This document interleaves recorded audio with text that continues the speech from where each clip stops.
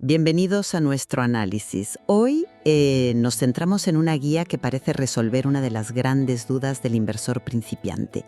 ¿Cómo elegir tu primer fondo cotizado o ETF? Exacto.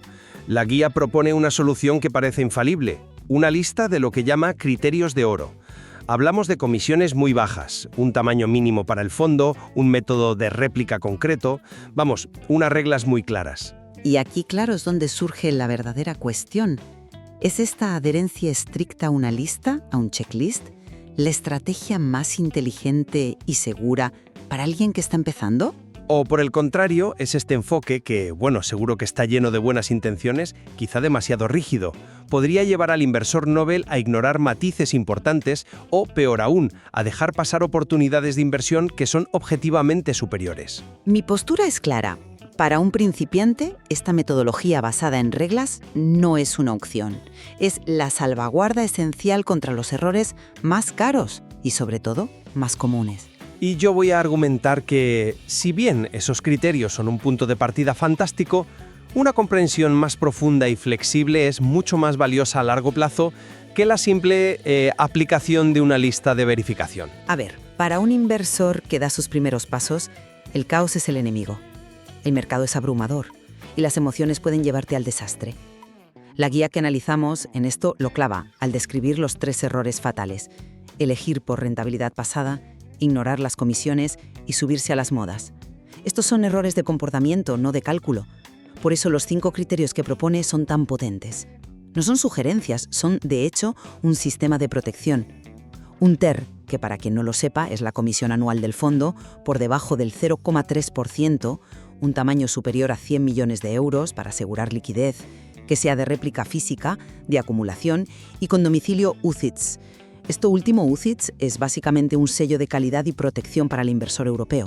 Seguir estas reglas no es simplificar en exceso, es empezar a construir una casa sobre cimientos de roca, no sobre arena. El ejemplo de las comisiones es que es demoledor.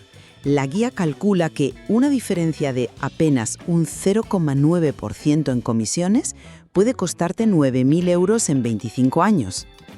Las reglas te salvan de eso. Estoy completamente de acuerdo en que esos criterios son un excelente filtro inicial. O sea, evitar comisiones altas es sin duda la primera gran victoria de cualquier inversor. Pero presentar estas reglas como un dogma incuestionable, creo que es un error. El objetivo no debería ser solo dar una receta, sino enseñar a cocinar, y eso implica explicar los ingredientes. Tomemos la réplica. La guía recomienda la física porque es más transparente. Y sí, lo es, el fondo compra directamente las acciones. Fácil de entender. Sin embargo, se deja en el tintero que la réplica sintética, que usa derivados para imitar al índice, a menudo es más eficiente.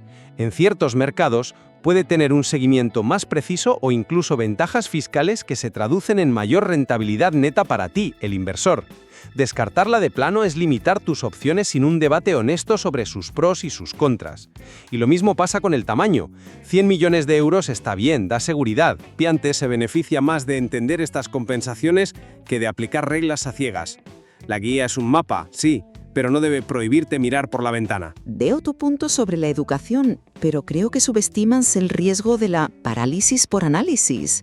Para alguien que empieza, demasiadas opciones son un problema, no una ventaja.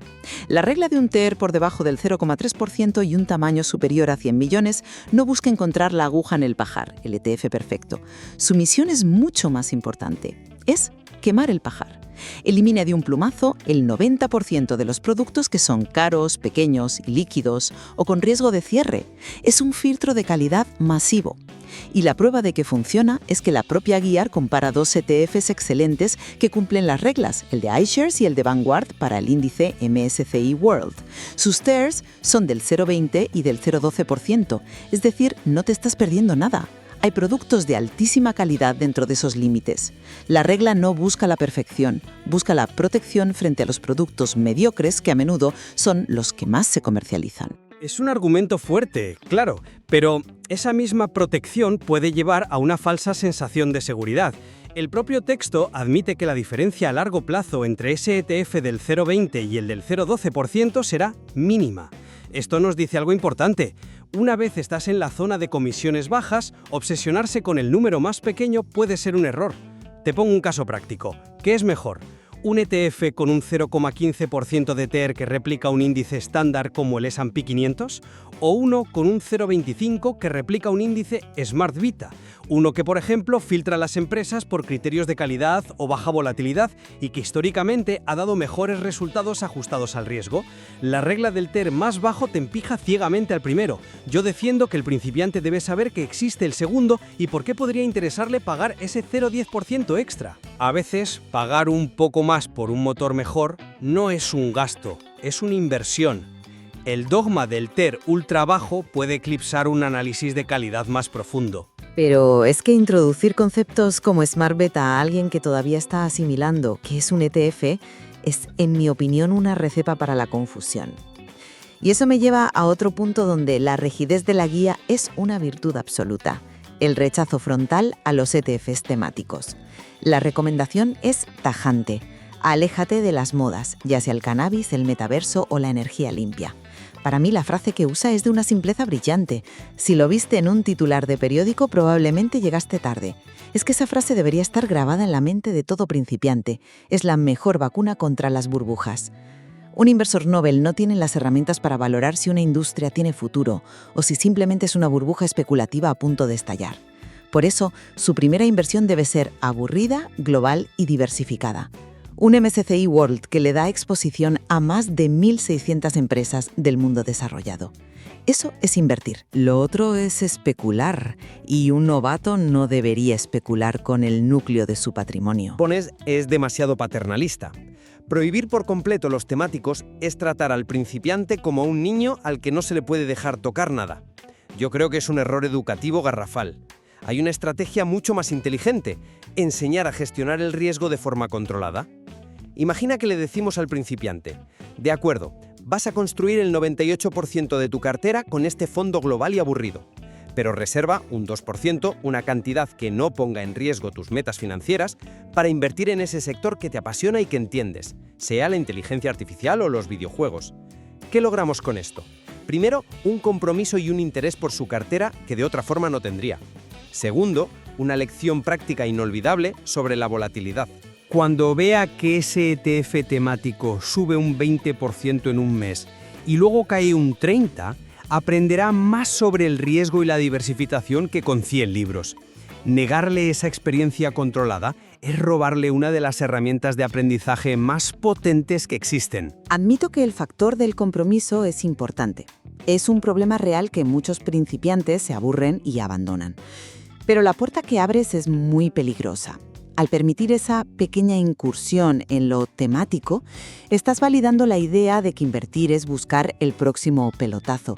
¿Cómo te aseguras de que ese 2% no se convierta en un 5% y luego en un 10% cuando el inversor vea los primeros rendimientos positivos de su apuesta? El riesgo del efecto casino es real. Las reglas están precisamente para eso, para protegernos de nuestros peores impulsos, de la codicia que nos hace desviarnos del plan. La disciplina es un músculo que se entrena, y la mejor forma de entrenarlo al principio es con un plan muy simple y sin excepciones. Pero la disciplina no puede basarse en la ignorancia. Y eso me conecta directamente con el debate sobre el tipo de réplica. La guía defiende la réplica física porque es fácil de entender. El fondo compra las acciones de Apple, Microsoft, etc. Y si el fondo cierra, ahí tienes tus acciones. Es simple, da seguridad. Pero, ¿a qué coste? Esa simplicidad puede estar costando al inversor un 0,2 o un 0,3% de rentabilidad cada año. ¿A qué te refieres exactamente? Para un principiante, la transparencia es el valor supremo. La réplica física es eso, transparente. La sintética, en cambio, introduce una complejidad que puede ser una fuente de ansiedad.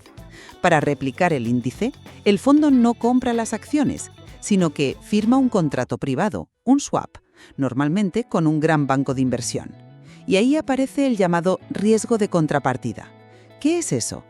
En términos sencillos, es el riesgo de que ese banco no cumpla su parte del trato, de que quiebre. Aunque hoy en día es un riesgo muy bajo y está muy regulado, es una capa de preocupación que un principiante simplemente no necesita en su primera inversión. De acuerdo, la simplicidad es clave. Pero, ¿no estamos subestimando al inversor? ¿Realmente crees que alguien que se toma la molestia de buscar un ETF no es capaz de entender una explicación de 2 minutos sobre los pros y los contras de la réplica sintética? Porque esos contras vienen con pros muy tangibles. Por ejemplo, los ETFs sintéticos suelen ser mucho más eficientes fiscalmente con los dividendos de las acciones de Estados Unidos. Esto se traduce en un menor tracking error. Imagina que el índice de S&P 500 sube un 10% en un año. Un ETF de réplica física, por la retención de impuestos en los dividendos, quizás te dé solo un 9,6%.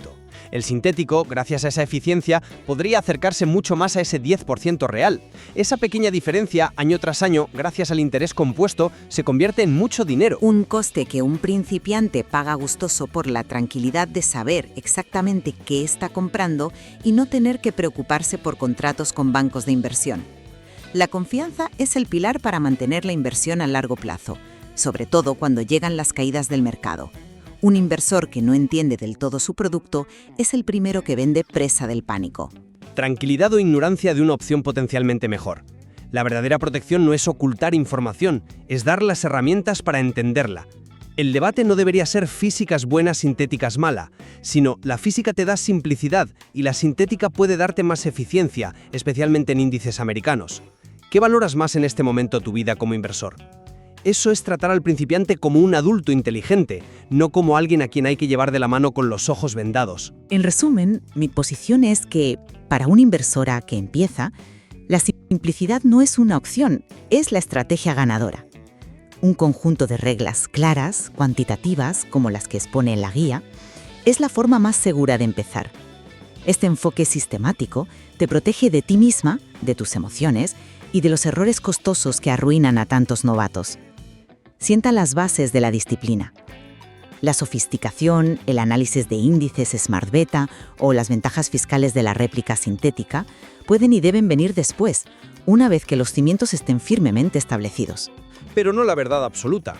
El verdadero aprendizaje, el que forja un inversor competente para toda la vida, reside en entender las limitaciones de esas reglas y los matices que esconden. Un enfoque más flexible, que enseña a sopesar los pros y los contras de cada característica o a gestionar un riesgo mínimo en un sector que te motive, crea inversores más capaces y comprometidos desde el primer día. La sobreprotección a menudo genera fragilidad a largo plazo. Al final, parece que chocamos en lo mismo.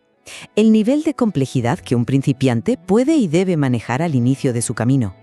Yo abogo por una simplicidad que protege, mientras que tú defiendes una complejidad que educa. Exactamente. Y el valor de tener esta conversación es que demuestra que incluso una decisión que parece tan sencilla como elegir un primer ETF implica compensaciones importantes entre coste, simplicidad, eficiencia y riesgo. La guía analizada ofrece un mapa muy claro para llegar a un destino seguro, y eso es muy valioso. Pero es nuestra labor recordar que explorar los territorios que se dejan fuera de ese mapa también puede enriquecer enormemente el viaje del inversor a largo plazo.